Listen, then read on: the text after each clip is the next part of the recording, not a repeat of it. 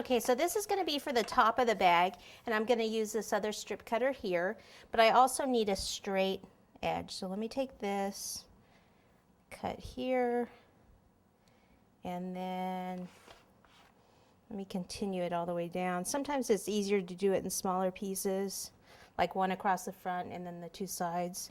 Let's see how far I get with this one though. Okay, and then I need it to come down further, so you could either use a ruler, which I don't happen to have with me today, or I'll just use the back of this, like this way. And how about that? Let's see. So I'll use this as a guide up against where the markings are.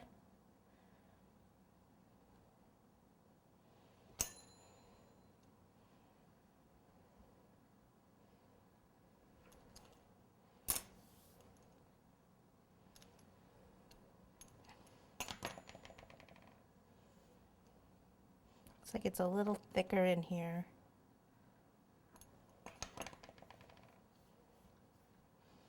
Okay, so let me start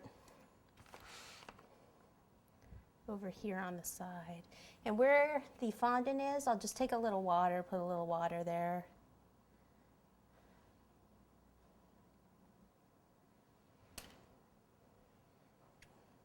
Put this, sometimes if you wrap it on your hand like that over your arm, then it won't hit the rest of the cake.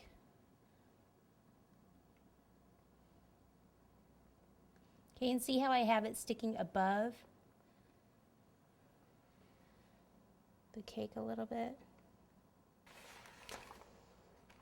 Okay. All right, so then we're also going to want to have the handles of the bag. So for that, I'm going to use my clay extruder. I'm going to use the same dark fondant here.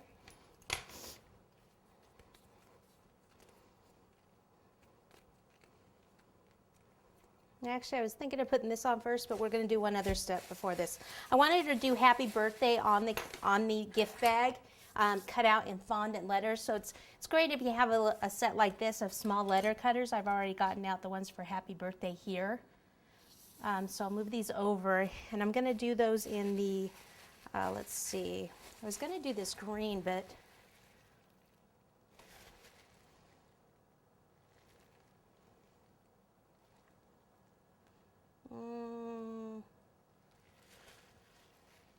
we'll go ahead and do the yellow.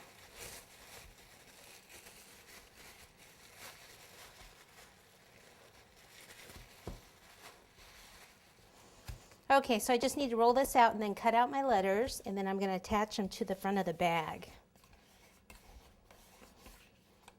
Whoops.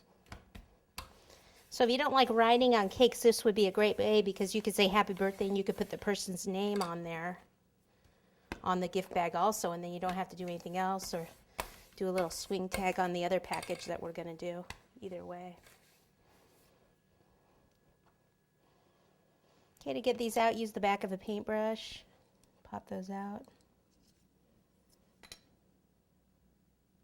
Sometimes if you push too hard, sometimes you have to redo it.